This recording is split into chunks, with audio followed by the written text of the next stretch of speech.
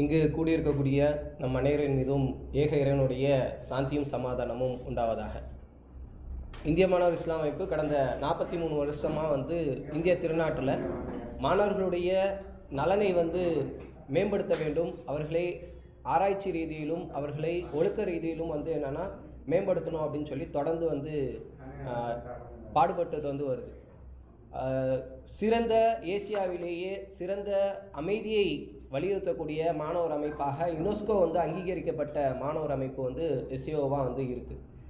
So இந்த ஒவ்வொரு தேர்தலின் போதும் நாம் மாணவர்களுடைய தேர்தல் அறிக்கைகள் எப்படி இருக்கணும், அவர்களுக்கு தேவைப்படக்கூடிய மாணவர்களுடைய நலன் எப்படி இருக்கணும் அப்படிங்கிறத வலியுறுத்தி நாம் ஒவ்வொரு தேர்தல்லையும் தேர்தல் அறிக்கையாக வெளியிடுறோம். இளைஞர்களுடைய தேவைகள் இப்படி இருக்குது, மாணவர்களுடைய தேவைகள் இப்படி இருக்குது, பொது மக்களுடைய தேவைகள் இப்படி இருக்குது அப்படின்னு சொல்லிட்டு நாம் வெளியிட்டு இருக்கோம். இந்த மாணவர் தேர்தல் அறிக்கையும் அதன் அடிப்படையில் உண்டாகுது. ஒரு 5 கேட்டகரியாக நம்ம இந்த மாணவர் தேர்தல் அறிக்கையை பிரிச்சிருக்கோம். இதில் இடஒதுக்கீடாக இருக்கட்டும், கல்வியாக இருக்கட்டும், கல்வி வளாகங்களாக இருக்கட்டும், சமூக நலன், மாணவர் நலன் அப்படின்னு சொல்லிட்டு 5 கேட்டகரியாக நம்ம பிரிச்சிருக்கோம். இதில் ஒரு 42 கோரிக்கைகளை நாம் என்ன பண்ணியிருக்கோம் அப்படின்னா முன்னிறுத்தி வலியுறுத்தி நாம் இதை வச்சுருக்கோம். இதில் முதல் பகுதியாக நாம் இந்த தேர்தல் அறிக்கையில் வரக்கூடிய தமிழ்நாடு சட்டமன்ற தேர்தலில் நம்ம ஃபஸ்ட்டு வைக்கக்கூடிய முதல் கோரிக்கை, அழுத்தமான கோரிக்கையாக எது இருக்குது அப்படின்னா, இந்தியாவிலும் சரி தமிழகத்திலும் சரி இப்போது அதிகமாக இஸ்லாமிய வெறுப்பு பிரச்சாரங்கள் வடிவமைக்கப்பட்டு இருக்குது, அது நிறுவனமாக்கப்பட்டு வந்துக்கிட்டு இருக்குது. ஸோ அதை தடுக்கும் நோக்கத்தில் நாம் இஸ்லாமிய வெறுப்பு பிரச்சாரத்தை தடுத்து நிறுத்தணும் அப்படிங்கிற அந்த சட்டத்தை தமிழ்நாடு சட்டமன்றத்தில் நிறைவேற்றணும் அப்படிங்கிறது எஸ்சிஓடைய முக்கிய கோரிக்கைகளாக இருக்குது. இதை நாம் முன்னிறுத்தி கொண்டு போக இருக்கோம். அடுத்ததாக பார்த்தோம் அப்படின்னா, தமிழ்நாட்டில் பல்வேறு பகுதிகளில் பழங்குடியின மக்களாக இருக்கட்டும், ஜாதி சான்றிதழ் பெறுவதில் அவர்கள் ரொம்ப சிரமங்களை மேற்கொள்கிறாங்க. உதாரணத்துக்கு திருநெல்வேலியில், தூத்துக்குடியில், ஏரல் பகுதிகளாக இருக்கட்டும், இங்கே தஞ்சாவூர் சைடில் இருக்கக்கூடிய பகுதிகளாக இருக்கட்டும், அவர்களுக்கு ஜாதி சான்றிதழ் தரதில் ரொம்ப அரசாங்கங்கள் பாகுபாடு காமிச்சிட்டு இருக்காங்க. அதை நம்ம என்னென்னா களையணும், அவர்களுக்கு எளிமையாக ஜாதி சான்றிதழ் பெறணும் அப்படிங்கிறத வலியுறுத்துகிறோம். அதனால் அவங்களுடைய கல்வியுடைய இடைநிற்றல் அதிகமாக இருக்குது. அவர்கள் என்னென்னா 9th வரையும் தான் படிக்கிறாங்க, 10th கூட அவங்க எழுத மாட்டுறாங்க. ஒரே ரீசன் என்ன அப்படின்னு சொல்லி பார்த்தோன்னா, இந்த கம்யூனிட்டி சர்டிஃபிகேட் இல்லை அப்படிங்கிறது தான் அவங்களுடைய விஷயமா இருக்குது. ஸோ அதை நாம் இந்த தேர்தல் அறிக்கையில் வலியுறுத்தி சொல்லியிருக்கோம். அடுத்ததாக பார்த்தோம் அப்படின்னா, வக்புடைய நிலங்கள் இங்கே அதிகமாக காலியாக இருக்குது. வக்புடைய நிலங்களில் முஸ்லீம் மாணவர்களுக்கு பயன்பெறும் விதமாகவும் பிற மாணவர்கள் பயன்படும் விதமாக என்னென்னா, கல்வி நிறுவனங்களை அரசாங்கம் தமிழ்நாடு அரசு என்ன பண்ணணும் அப்படின்னா கட்டணும் அப்படின்னு சொல்லிட்டு நம்மளுடைய கோரிக்கைகளாக இருக்குது. திருச்சியிலேயா இருக்கட்டும், பல்வேறு பகுதியிலாகட்டும், அந்த நிலங்கள் வெறும் எம்டி லேண்டாக இருக்குது. ஸோ அதை என்ன பண்ணணும் அப்படின்னா கட்டி மாணவர்களுடைய பயனுக்கு அந்த நிலங்களை கொண்டு வரணும் அப்படிங்கிறது நம்மளுடைய கோரிக்கைகளில் முக்கியமாக இருக்குது. அடுத்ததாக பார்த்தோன்னா, முஸ்லீம் மாணவர்கள் பல பகுதிகளில் போய் படிக்கிறாங்க. அவர்களுடைய கல்வி தரங்கள் ரொம்ப பின்தங்கிய நிலையில் இருக்குது. ரங்கத் மிஸ்ராவுடைய அறிக்கையின்படி பார்த்தோன்னா எஸ்சி/எஸ்டி பீப்புளுக்கு பிலோவாக தான் முஸ்லீமுடைய ஸ்டடீஸ் இருக்குது அப்படிங்கிறது நம்ம எல்லாத்துக்குமே தெரியும்.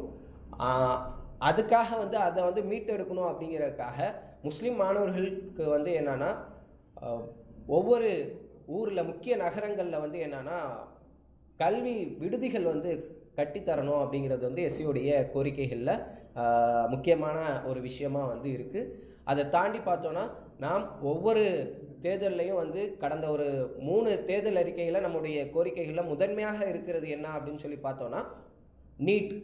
நம்ம எல்லாத்துக்கும் தெரியும், நீட்டுடைய தேர்வுனால மன அழுத்தம் எப்படி ஆகிட்டு இருக்காங்க மாணவர்கள் அப்படின்னு சொல்லிட்டு. இதை மீண்டும் வரக்கூடிய அரசுகள் கண்டிப்பாக நீட் விலக்கு தமிழ்நாட்டில் பெற்றுத்தரணும் அப்படிங்கிறது எஸ்சியுடைய கோரிக்கைகளாக இருக்குது. அடுத்து ஆசிரியர்களுடைய தனியார் கல்லூரிகள்லையும் தனியார் பள்ளிகள்லேயும் வேலை பார்க்கக்கூடிய ஆசிரியர்களுக்கு வந்து அடிப்படை ஊதியத்தை சேலரியை வந்து என்னன்னா கவர்மெண்ட் வந்து ஃபிக்ஸ் பண்ணணும் அப்படிங்கிறது நம்மளுடைய கோரிக்கையாக இருக்குது. ரொம்ப பேசிக்கான ரொம்ப கம்மியான சேலரிக்கு வந்து அவங்க வந்து என்ன பண்ணிக்கிட்டு இருக்காங்க அப்படின்னா ஒர்க் வந்து பண்ணிக்கிட்டு இருக்காங்க. ஸோ இன்னைக்கு இருக்கக்கூடிய பொருளாதார தேவைகளை வந்து உணர்ந்து கல்லூரி ப்ளஸ் ஸ்கூல்ஸ்க்கான என்னென்னா ஸ்கூலுக்கான சேலரியை வந்து என்னென்னா ப்ரைவேட் ஸ்கூலில் ஒர்க் பண்ணக்கூடிய ப்ரைவேட் காலேஜில் ஒர்க் பண்ணக்கூடிய அந்த ப்ரொஃபஸர் டீச்சருக்கு வந்து ஸ்கேல் வந்து அவங்க வந்து கவர்மெண்ட் வந்து நிர்ணயிக்கணும் அப்படிங்கிறது நம்மளுடைய அடுத்த கோரிக்கைகளாக வந்து இருக்குது.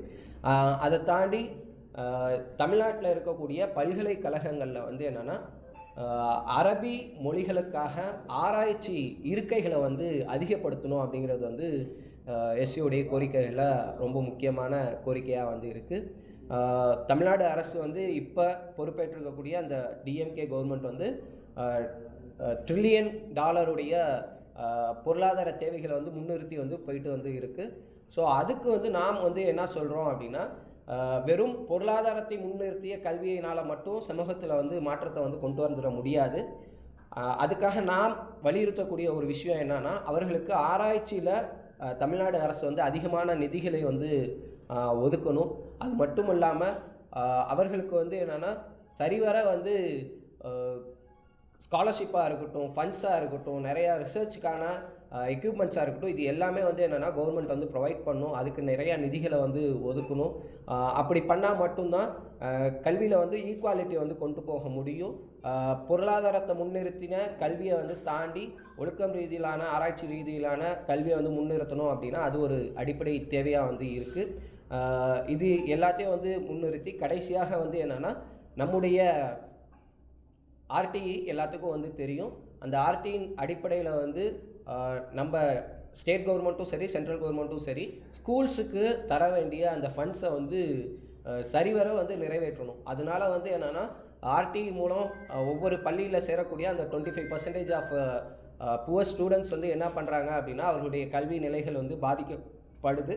ஸோ சென்ட்ரல் கவர்மெண்ட்டும் சரி ஸ்டேட் கவர்மெண்ட்டும் சரி என்ன பண்ணணும்னா உடனே வந்து அந்த கல்வி நிதியை வந்து விடுவிக்கணும். ப்ரைவேட் ஸ்கூல்ஸ்களை வந்து ஈக்குவலாக வந்து அந்த நிதிகள் வந்து போகணும் அப்படிங்கிறது நம்மளுடைய கோரிக்கைகளாக வந்து இருக்குது அப்படிங்கிறத இது மூலமாக வந்து தெரிவிச்சுக்கணும். இது எஸ்சியோடைய கோரிக்கைகளில் முக்கிய விஷயமாக வந்து இருக்குது.